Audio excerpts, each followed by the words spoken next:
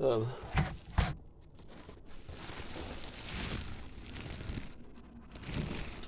I've got a really interesting story for you guys. First of all, it's a sun shower. I'm gonna go dump my trash and video it. Cat wants out, I'm gonna let him out. Anyway, I was working for Prime, and I trained John Wade, the football player. He was a class act. Go on in. Let's go on. Flash your bat. Get in there. Go. Move. Come on. Go in. Go. Cat, don't stand out here in the rain. Get in there. Flash your bat. Good boy. He wants in. He's been out in the rain. They go out, they potty, then they come back. And today's a sun shower, so I'm going to record this over here for a while I talk about John Wade. I have nothing to say about that guy. He was interesting, a lot of fun. My friend from the guy I used to meet on when I was swapping my load, we'd go up about 300 or 400 miles and turn around and come back. So he did not like John. He thought John was ghetto. Well, I'm ghetto trash too. I mean, I know it. I don't care. But John would sit there and he would run his shift and then he'd come out, and I was sitting there in the 70s, about 10, maybe 20 years before this happened. John Wade was a Michigan State quarterback. I watched him break his leg in football, and I was thinking, I wonder what it'd be like to meet that guy, right? So he ends up in my truck 25 years later. I don't know, I was just a kid when I saw it. I was thinking, ouch. I felt sorry for the guy. And I don't remember if he gave a statement or not, but I don't know what happened, but I think they weren't as good with him without him. I remember that much. Here comes my buddy walking in the rain with me. So anyway, John breaks his leg. Then he gets in my truck. Now Prime had a problem with me and my gender. They did not know if I was a girl or a boy. They were getting complaints. So they wanted me to transition. I said, why? I'm not doing anything wrong. Well, I didn't know what was going on. There was a bunch of rumors behind me and everything else. And that's what started the whole rumor thing was over there. So anyway, John comes and goes. And what he did, I went to sleep for a couple hours while he was driving. He got to be really, really pretty good. I told him to study his handbook, and he never studied. He flunked it the first time, and they got on him. And he goes, "Well, we can't train your student. We can't test him because he didn't pass the written test." I said, "Give him another chance to learn it." I told him to study. It's not my job to hold his hand. It's my job to tell him. And I did. I told him every night to study. He didn't. They gave him about an hour. He read the book. He got 100% after that. They come up to me.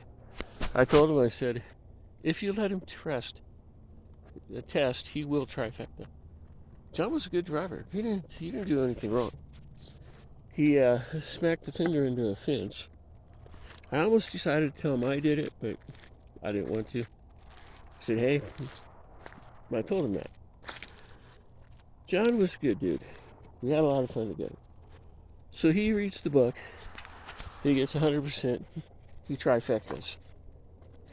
And they get all upset about that. Nobody's ever told them that your student would trifecta after he flunked the test. And then he did. So they kind of freaked on that a little bit. Well, I trained them. I took them out, did what you're supposed to. I had 4 or 5 students do that out of about 20. Come on. Come on, kitty. Go in there. Just go inside. Thank you. And it caused a little stir. Now, I made friends with the office people. Everybody liked me. I told them stories. I told them what happened out there. I told them what I've been through with people and everything. All kinds of other stuff. He said, making a fair shake out of life, are you? I said, not really. I was making money. I was making maybe 13, 14, 1500 a week on my checks.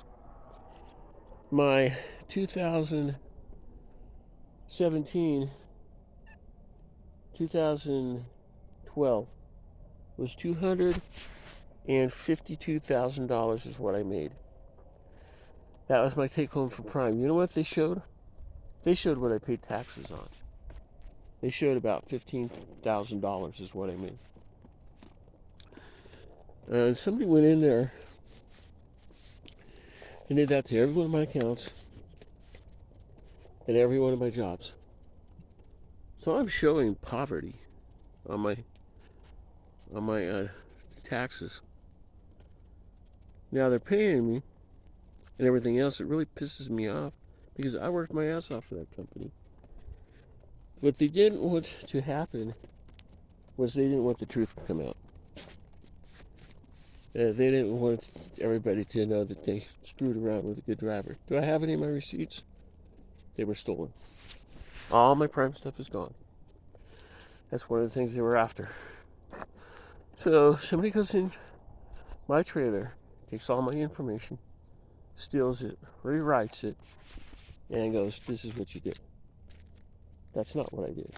Now, I made $45,000 at the other company. Well, they didn't want to do that. They didn't do that to the other company because I had my receipts. And they kind of gave up on me. The lawsuit was $10 million. I got 2 checks for $1,700 total. And I pay taxes on it. Prime doesn't realize all that stuff is in another account someplace. If I want it, I can get it. It probably won't be too much of a trouble to talk to the Department of Treasury and say, hey, give me what I really made at that company. Let's go to work and sue these guys. I don't want to do that either. It pisses me off that these guys did that to me at that company. I could talk about this. It all happened. It's not that big of a deal. What are they going to do, sue me? I don't even have my records yet. I don't even have money out of my account yet. I'm not going to get anything if they do. And Alley Bank's going to get sued. I decided I'm going after them 100%. Once I get everything done, once I get my accounts, I'm going to hire an attorney. Let's go after Alley Bank for this. Let's hit them up for the car. I'm really pissed off at these guys. I shouldn't be thinking about this stuff. 4 months after buying the car, they wouldn't let me pay it off. Somebody switched a couple of numbers like they did on my other account. You switch a couple of numbers and they go after your accounts. Kitty! Damn it. Kitty! I was going to put him inside. It's a girl. I can tell by the way Fuzzy Butt's looking at her. She's like, no. He's like, uh-huh. We'll see about that. Well, that happened. I trained a guy named Andre Hurt. He was another guy that was that I got out of Prime. I told him we're having lunch at my parents. One day when I was in town, I was going through town. We ran that track pretty much 24 hours. I started there in 2003, 2002, and about 2000. No, I started in 2008, 2017. I was working for Swift. I told Swift I should have worked for you guys from the beginning. I had 4 or 5 jobs as a truck driver, and the trucking people said, "Oh, you won't have so many jobs driving a truck." Yeah, BS. So now I go into this meeting with this lady, and I accidentally went in a women's restroom. Oh my God, she threw a damn fit about that. You were the one in there. I'm like, what the hell's wrong with you? I made a mistake, okay? I'm sorry. What are you doing in there? I'm like, dude, I was actually waiting for her to leave when I realized something was wrong with her. We had this Tampa dispensary in there. And I told the guys that. You know, she threw a fit. She threw a damn fit. Almost got me canceled off my thing. She did not like me at all. I don't know why she didn't like me. She's just a raging lunatic. She says, you'll never pass these tests. Well, I passed them. My driving was 98%. I missed a damn turn signal on the way in. The guy didn't want to give me 100%. So he gave me 98. I'm like, you jerk. He told me the test was over. The test was over. I was already making my turn when you told me that, and you distracted me. Oh, no. You missed the turn signal. I never miss a turn signal. Okay, so that happens. I get 90%, I go on. Now, the lady, when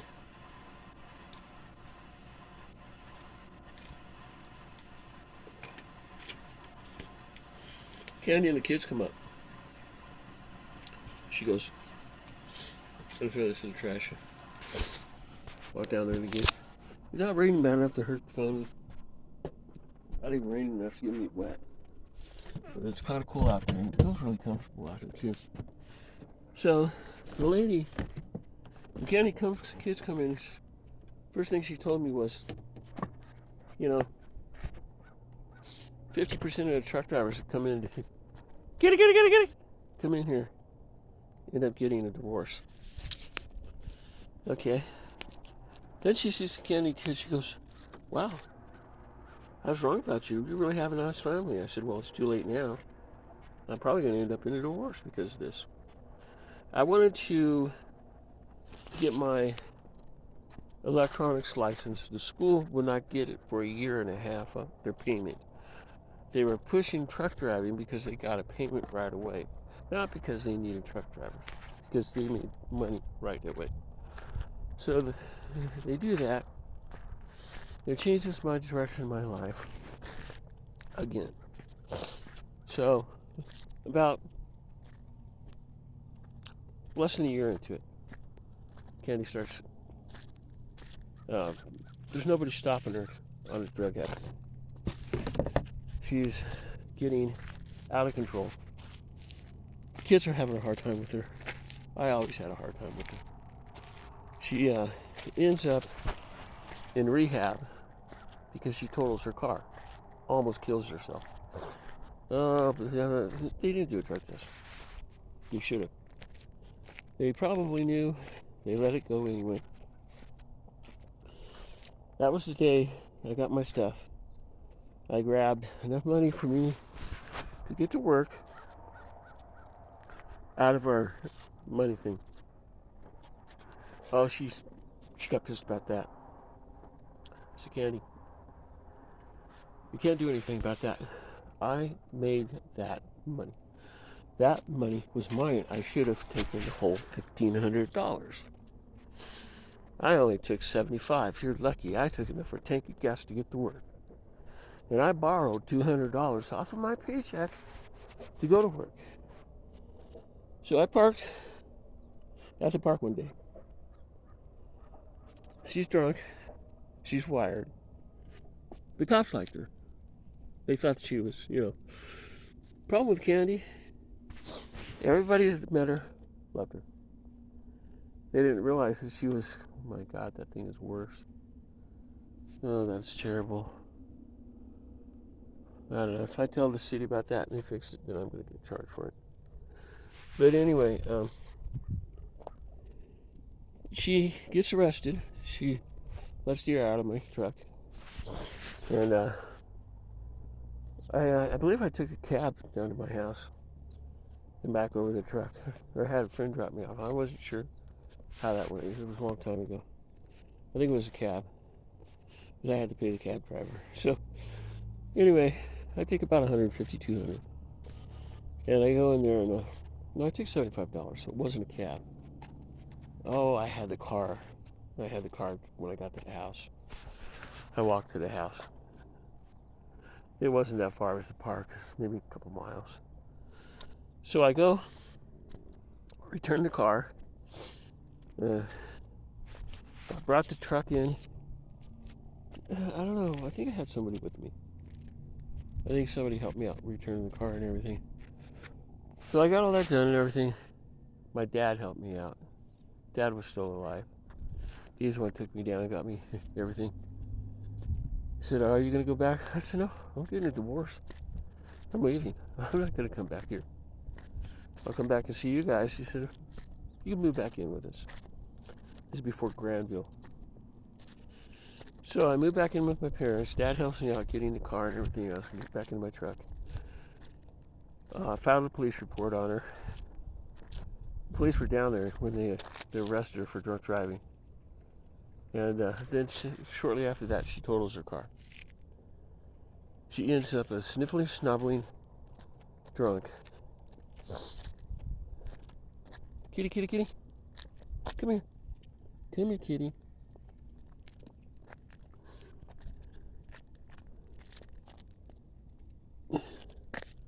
This is a little kitty I'm adopting.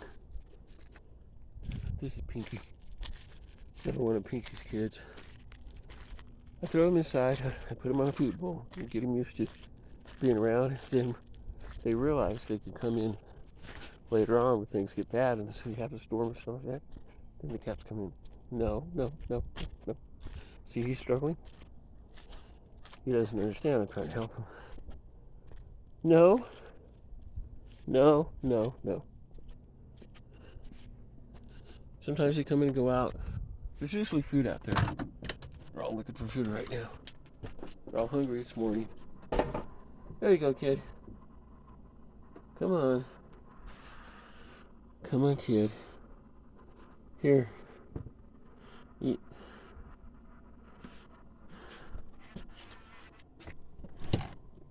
Go on, Spook. So I take care of the cats and everything. And I'm going to cut this right here. This is an awful lot of that. It's just going to talk about John Wade. But an awful lot went in that conversation.